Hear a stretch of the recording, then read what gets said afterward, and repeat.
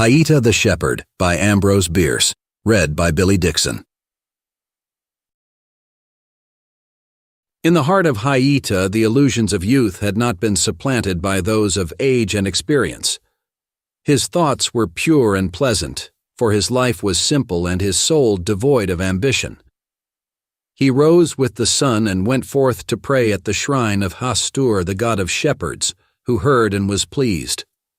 After performance of this pious rite, Haita unbarred the gate of the fold, and with a cheerful mind drove his flock afield, eating his morning meal of curds and oatcake as he went, occasionally pausing to add a few berries, cold with dew, or to drink of the waters that came away from the hills to join the stream in the middle of the valley and be borne along with it, he knew not whither.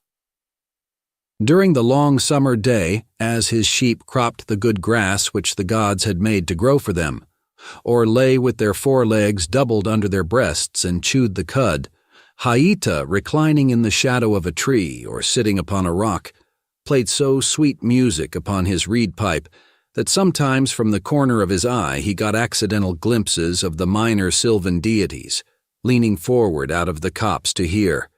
But if he looked at them directly, they vanished. From this, for he must be thinking if he would not turn into one of his own sheep, he drew the solemn inference that happiness may come if not sought, but if looked for, will never be seen. For next to the favor of Hastur, who never disclosed himself, Haita most valued the friendly interest of his neighbors, the shy immortals of the wood and stream. At nightfall he drove his flock back to the fold, saw that the gate was secure, and retired to his cave for refreshment and for dreams. So passed his life, one day like another, save when the storms uttered the wrath of an offended god. Then Haita cowered in his cave, his face hidden in his hands, and prayed that he alone might be punished for his sins, and the world saved from destruction. Sometimes when there was a great rain, and the stream came out of its banks, compelling him to urge his terrified flock to the uplands, he interceded for the people in the cities which he had been told lay in the plain beyond the two blue hills forming the gateway of his valley. "It is kind of thee, O Hastur," so he prayed, "to give me mountains so near to my dwelling and my fold that I and my sheep can escape the angry torrents. But the rest of the world thou must thyself deliver in some way that I know not of, or I will no longer worship thee." And Hastur, knowing that Haita was a youth who kept his word, spared the cities and turned the waters into the sea. So he had lived since he could remember. He could not rightly conceive any other mode of existence. The holy hermit who dwelt at the head of the valley, a full hour's journey away, from whom he had heard the tale of the great cities where dwelt people, poor souls, who had no sheep, gave him no knowledge of that early time, when, so he reasoned, he must have been small and helpless like a lamb. It was through thinking on these mysteries and marvels, and on that horrible change to silence and decay which he felt sure must sometime come to him, as he had seen it come to so many of his flock, as it came to all living things except the birds, that Haita first became conscious how miserable and hopeless was his lot. "It is necessary," he said, "that I know whence and how I came. For how can one perform his duties unless able to judge what they are by the way in which he was entrusted with them? And what contentment can I have when I know not how long it is going to last? Perhaps before another sun I may be changed, and then what will become of the sheep? What indeed will have become of me?" Pondering these things, Haita became melancholy and morose. He no longer spoke cheerfully to his flock, nor ran with alacrity to the shrine of Hastur. In every breeze he heard whispers of malign deities, whose existence he now first observed. Every cloud was a portent signifying disaster, and the darkness was full of terrors. His reed pipe, when applied to his lips, gave out no melody, but a dismal wail. The sylvan and riparian intelligences no longer thronged the thicket side to listen, but fled from the sound, as he knew by the stirred leaves and bent flowers. He relaxed his vigilance, and many of his sheep strayed away into the hills and were lost. Those that remained became lean and ill for lack of good pasturage, for he would not seek it for them, but conducted them day after day to the same spot through mere abstraction, while puzzling about life and death. Of immortality he knew not. One day, while indulging in the gloomiest reflections, he suddenly sprang from the rock upon which he sat, and with a determined gesture of the right hand exclaimed, "I will no longer be a suppliant for knowledge which the gods withhold. Let them look to it that they do me no wrong. I will do my duty as best I can, and if I err upon their own heads, be it." Suddenly, as he spoke, a great brightness fell about him, causing him to look upward, thinking the sun had burst through a rift in the clouds. But there were no clouds. No more than an arm's length away stood a beautiful maiden. So beautiful she was that the flowers about her feet folded their petals in despair and bent their heads in token of submission. So sweet her look that the hummingbirds thronged her eyes, thrusting their thirsty bills almost into them, and the wild bees were about her lips.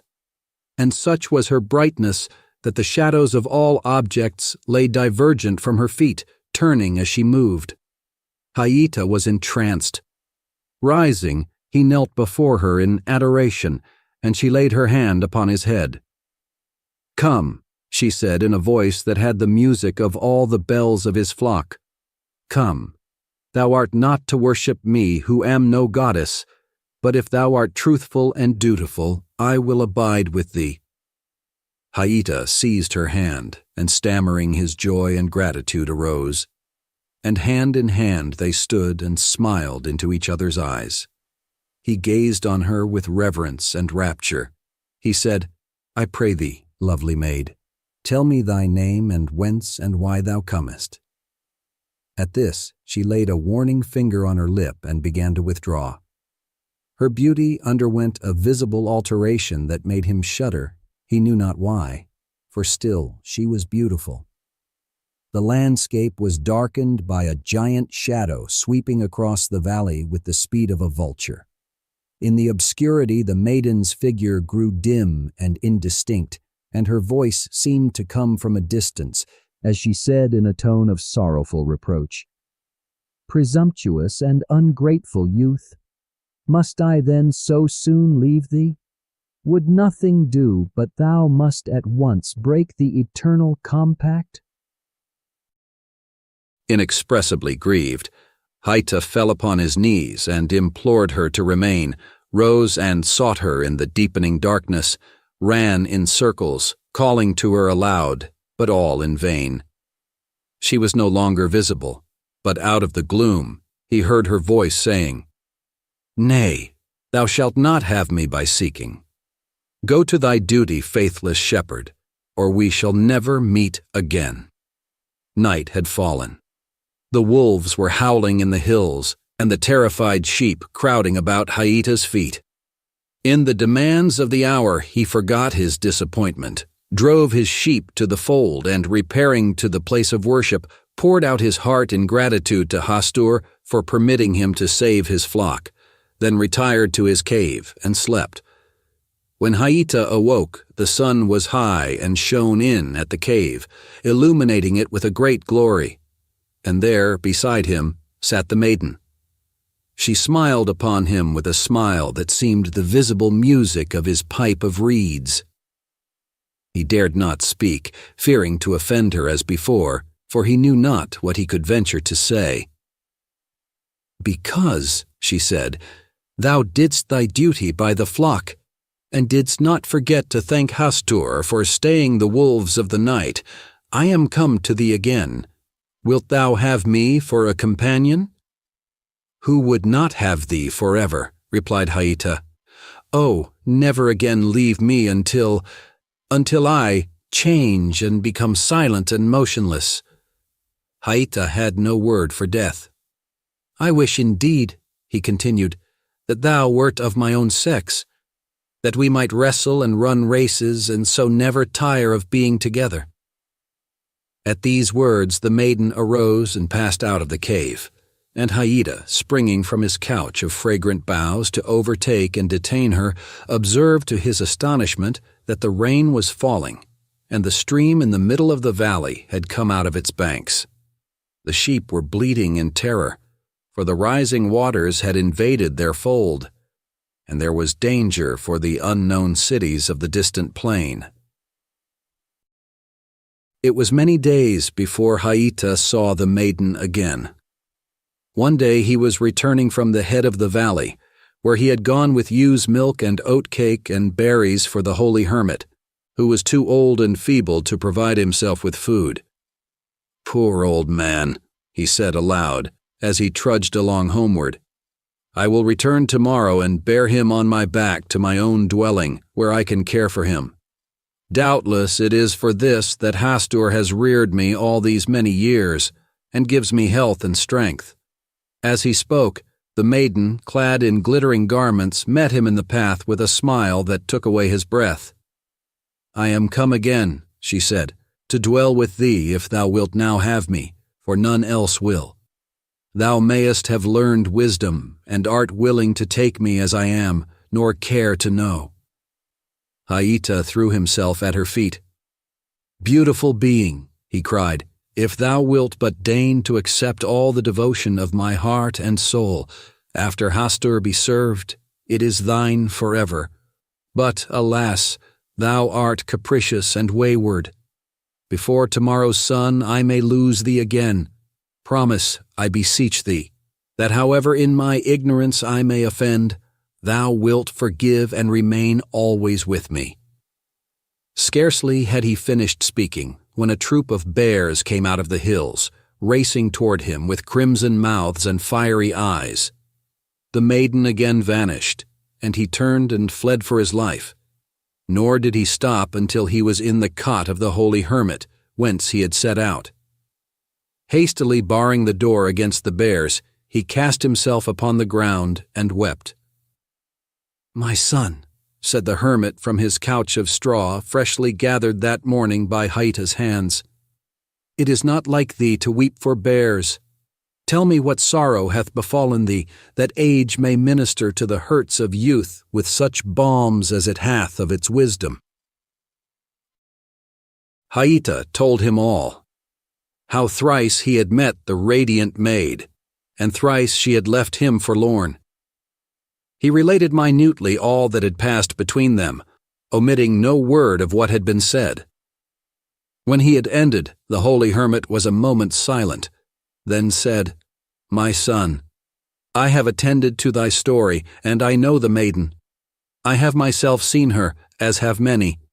Know then that her name, which she would not even permit thee to inquire, is Happiness.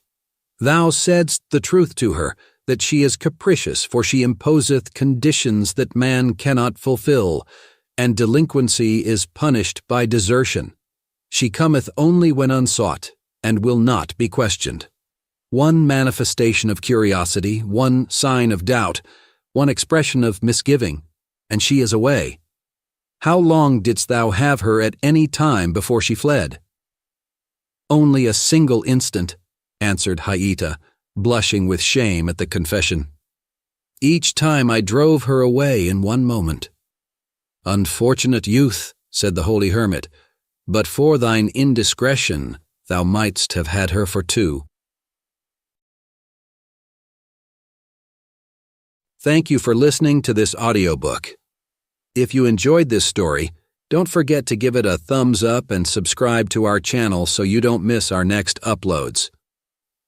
See you in the next audiobook.